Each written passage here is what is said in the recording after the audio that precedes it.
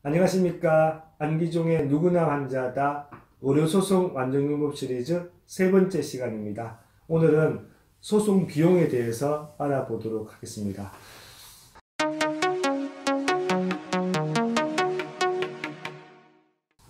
의료사고를 당하고 의료소송을 준비하시는 분들의 가장 많은 질문입니다.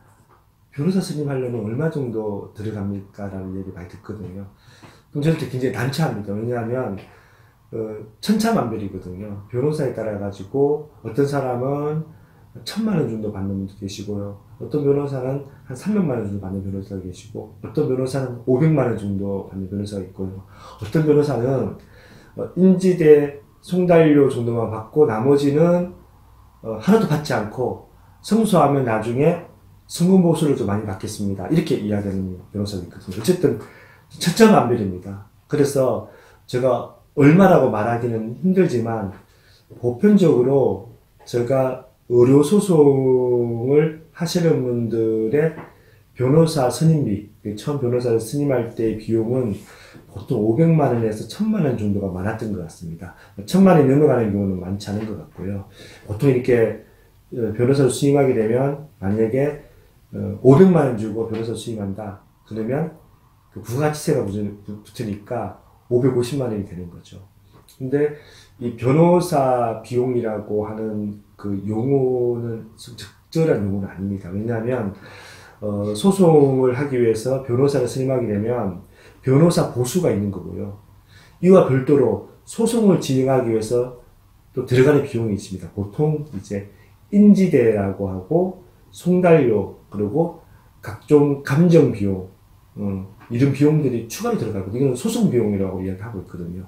그래서 우리가 소송을 하기 위해서는 이 두 가지 비용이 필요한 거죠. 변호사를 선임하기에는 변호사 보수가 필요하고, 그리고 소송을 이 법원에서 진행하기 위한 각종 인지대 송달료 또 감정 비용 같은 것들이 필요하죠. 이걸 다 부담해야 되는 것입니다. 그래서 보통 이제 의료사고 피해자나 유족이 변호사 선임료를 이제 550만 원 딱 지불하고 나면 이제 다 된 걸 알고 있잖아요. 근데 얼마 지불하는데 이제 감정을 해야 된다라고 해서 감정 비용을 뭐 적게는 뭐 50만 원, 많게는 뭐 200~300만 원 이렇게 받는 경우도 있고요. 나중에 손해배상을 청구할 때쯤 되면 신체 감정을 또 받는 경우가 있거든요. 그게 또 비용을 또 몇십만 원, 또 몇백만 원 또 지출하게 되면 추가로 들어가는 비용들이 많이 있습니다. 그래서 단순히 보통 착수금이라든지 처음 시작할 때 비용이 전체 변호사 보수나 소송 비용이라고 생각하면 되지 않고요.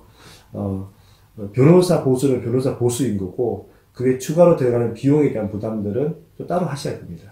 다시 정리를 해드리면, 소송을, 시작하려고 하면, 그래서 변호사를 선임하는 경우에는 변호사 보수가 있고요. 이와는 별도로, 이 법원에서 소송을 진행하기 위해 들어가고 있는 인지대 그리고 송달료 그리고 각종 감정 비용 같은 것이 추가로 들어갈 수 있다라고 하는 부분이 있고요.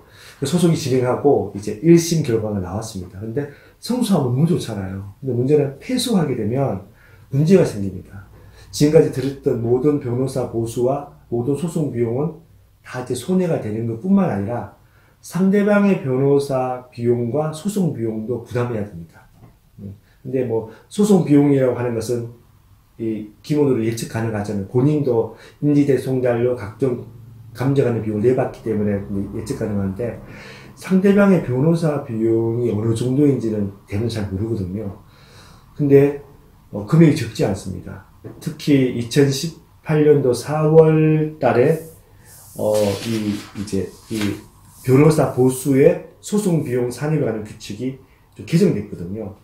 그래서 2018년 4월 1일부터는 금액이 굉장히 좀 많이 높아졌습니다. 그래서 제가 예시를 간단히 들면, 보통 이제 의료사고로 사망하는 경우, 손해배상 청구를 한 3억 정도를 많이 하는데, 3억 정도를 청구를 하게 되면, 패소를 하게 되면, 1심에서 패소하게 되면, 상대방의 변호사 비용만 1,140만 원을 부담해요.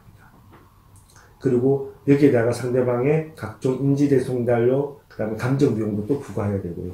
근데 1심만 이렇잖아요.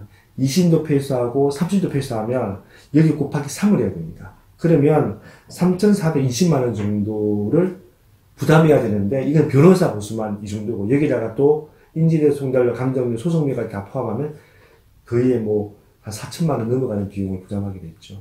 그러니까 내가 변호사를 선임하게 들어갔던 비용보다 몇 배 많은 비용을 이 상대방에게 지불해야 되는 상황이 발생할 수도 있거든요. 그래서 저는 이 소송을 제기할 때 이 비용에 대한 고민들을 반드시 해야 되고요.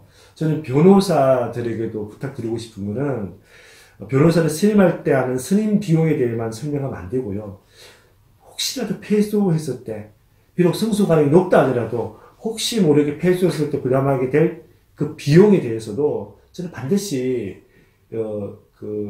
의뢰인들에게 설명을 해줘야 된다고 생각을 하거든요.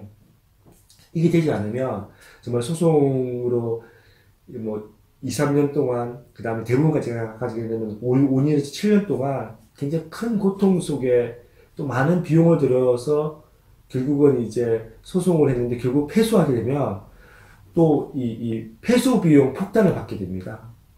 그래서 너무 이제 큰, 이중 삼중의 고통을 받기 때문에 저는 이 비용을 반드시 고지해 주는 것이 중요하다고 생각합니다. 제가 그 패소 비용이 여러 가지 문제점들이 있습니다. 그래서 제가 다음 시간에는 오늘은 변호사 선임에 대한 비용을 좀 집중적으로 이야기했고, 다음번에는 패소 비용을 구체적으로 얼마 정도 되는지 그 변호사 비용을 좀 설명해 드리고, 그리고 우리나라는 일단 패소한 당사자가 소송 비용을 부담하도록 이제 이 법제화 되어 있거든요. 이것의 문제점에 대해서 한번 설명하도록 하겠습니다. 제가 다시 한번 더 설명드리겠습니다. 안기종의 틀자래기 팁으로는 변호사를 선임할 때는 변호사 선임 비용과 패소 비용을 반드시 확인하고 선임 여부를 결정해야 된다. 이게 제가 드리는 팁입니다.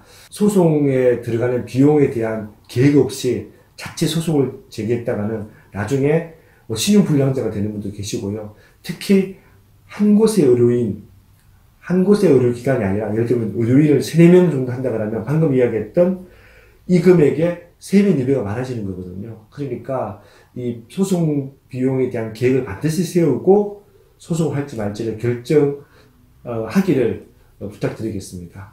오늘은 여기까지 하겠습니다.